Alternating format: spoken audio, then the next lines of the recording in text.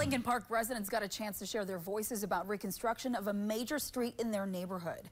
An open house was held tonight at Clyde Iron Works regarding the reconstruction on West Superior Street.